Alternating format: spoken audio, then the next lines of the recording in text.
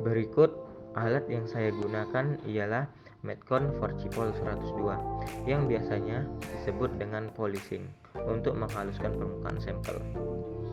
Yang saya ketahui, mesin ini memiliki 4 tombol, yaitu tombol on dan off air polesan, on dan off putaran polesan, dan timer waktu pemutaran. Semakin tinggi nilai amplasnya, maka semakin halus, contohnya 1200. Jika mesin ini berputar, posisi mesin ini berputar ke arah sebelah kiri, dan tidak ada ketentuan waktu untuk menghaluskan. Jika permukaan yang dihaluskan sudah terlihat putih, mengkilat dan rapi, mungkin sudah sesuai untuk melanjutkan ke tahap selanjutnya.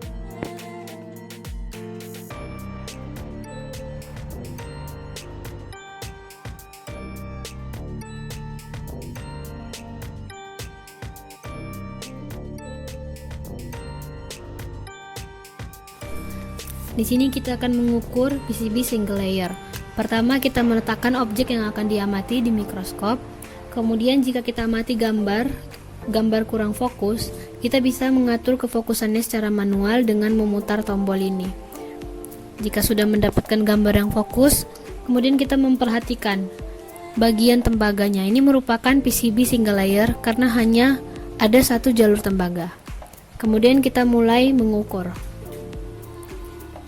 Seperti pada video, kita menarik panahnya dari ujung kiri ke ujung kanan secara tegak lurus sampai angkanya keluar, seperti pada di video. Jika gambar sudah keluar, untuk menempelkannya kita tarik keluar mouse-nya, kemudian kita tekan sehingga nanti angkanya akan berada di luar. Kemudian jika misalnya kita salah dalam melakukan pengukuran, kita bisa mengeklik retain seperti pada video ini. Jika sudah, kita lanjut ke mengukur ketebalan tembaga. Dapat dilihat di sini, tembaganya adalah yang di pinggir ini. Kita bisa mengukurnya sama seperti mengukur ketebalan tadi. Kita arahkan panahnya sesuai semana ketebalannya itu, lalu kita tarik keluar sampai angkanya sudah terlihat. Jika sudah, kita bisa mengklik 2 kali, maka angkanya akan muncul seperti pada video. Jika sudah, kita lanjut dengan mengukur. Kemudian kita lanjut dengan mengukur ketebalan solder mask-nya. Solder mask-nya merupakan bagian yang berwarna hijau seperti yang tampak pada gambar. Sama seperti sebelumnya, kita tarik panahnya sampai mengeluarkan angka. Jika sudah keluar, kita klik 2 kali, maka angkanya akan muncul. Jika sudah terlihat, maka seperti inilah nanti ukuran-ukurannya. Kemudian, nanti jika kita sudah selesai semua menampilkan ukuran-ukurannya, kita save gambarnya. Lalu kita lanjut pada double layer untuk mengukur ketebalan tembaga, panjang layer, dan ketebalan layer. Kita bisa menggunakan pengukuran menggunakan Q-inch dengan cara kita pick atau kita tarik dari ujung layer ke ujung layer, maka didapat hasil adalah ketebalan layer dengan hasil 0,900 mm untuk ketebalan layer.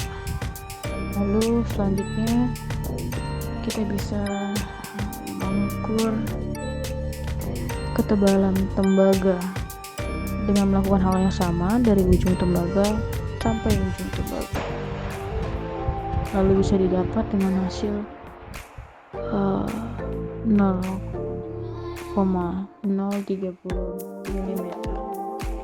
Selanjutnya, yang terakhir adalah mengukur panjang layer menggunakan hal yang sama juga dari samping layer dan ditarik untuk bisa melihat hasil pengukuran atau nilai pengukuran.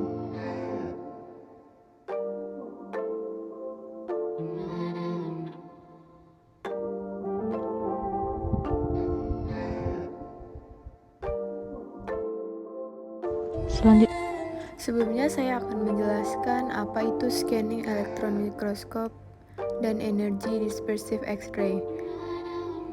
Scanning electron microscope adalah jenis mikroskop yang menghasilkan gambar sampel dengan memindai permukaan dengan sinar elektron yang terfokus dengan perbesaran hingga skala tertentu. Dan sedangkan energy dispersive X-ray digunakan untuk analisis elemental kimia bahan. EDX ini mampu menganalisis unsur-unsur yang ada di dalam sebuah sampel. Yang pertama kita lakukan adalah menempelkan karbon tape ke pin yang sudah disediakan. Lalu kita tanamkan pin ke sampel holder. Tempelkan sampel yang ingin kita cek. Di sini kami menempelkan PCB single layer dan double layer.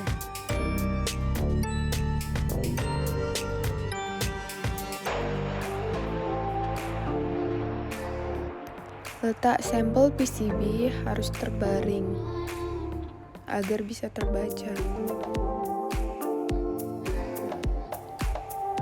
Lalu putar sampel holder serata dengan garis yang tebal yang ada di sampel holder. Setelah permukaan rata, kita putar mundur 4 kali agar sampelnya masuk ke dalam. Lalu masukkan sampel holder ke dalam mesin SEM. Kita harus perhatikan bagaimana cara memasukkannya agar tidak terjadi kerusakan.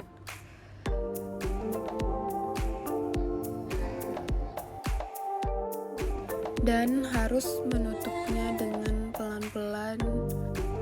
Nah, pada mesin ada gambar yang tidak terkunci dan terkunci.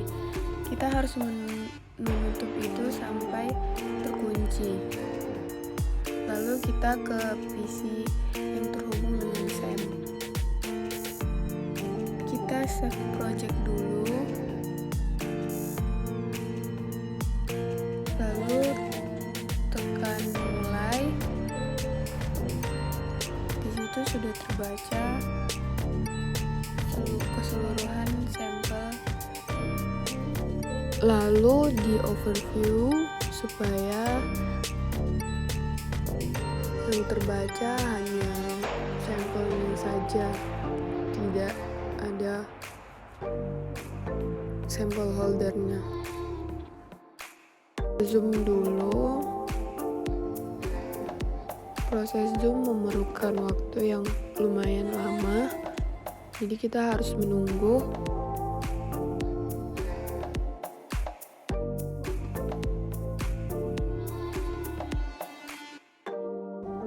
Setelah selesai, kita fokuskan ke area yang diuji.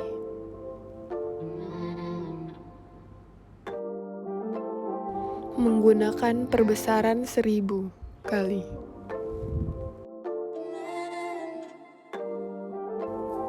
Setelah sudah diperbesar 1000 kali, lalu kita keluarkan gambarnya dengan menekan tombol yang saya tekan.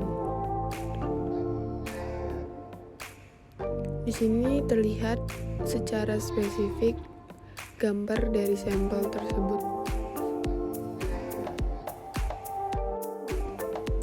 Lalu kita auto brightness, auto focus, dan auto fine. Di sini kita tetap menggunakan perbesaran 1000.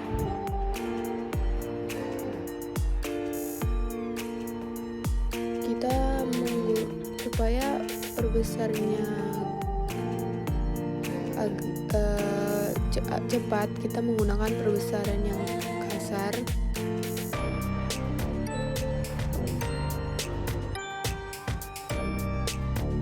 Setelah kita perbesar 1000, kita auto fokuskan lagi. Nah, selanjutnya kita masuk ke energy dispersive H3. Kita akan melihat berbagai unsur yang ada di dalam sampel yang kita uji. Yang pertama, kita blok dulu secukupnya pada sampel, kita blok. Nah, di situ terlihat bagaimana statistik unsur yang ada. Kita save project dulu.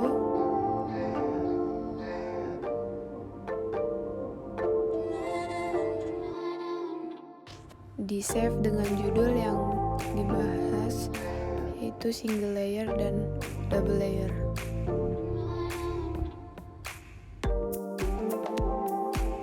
Kita belum bisa men-save project sampai proses menganalisa selesai. Terlihat bahwa yang pertama kali keluar adalah AM. Di situ AM unsur pengganggu, jadi tidak digunakan, bisa disilang. Lalu setelah AM dihilangkan, di situ terdapat unsur karbon.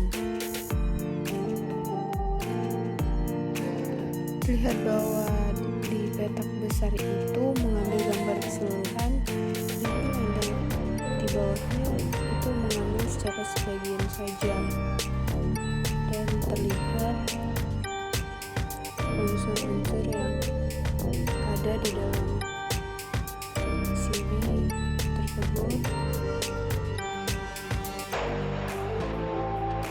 Dan juga terlihat di PCB banyak unsur CU-nya karena sebagian besar PCB dilapisi dengan CU.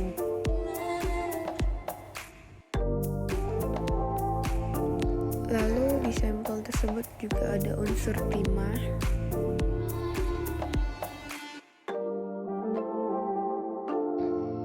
Karena PCB sudah mengalami pemanasan, jadi PCB terdapat unsur karbon dan oksigen. Dalam solder pad ini yang terbaca itu unsur yang terdapat dalam PCB. Ketika ada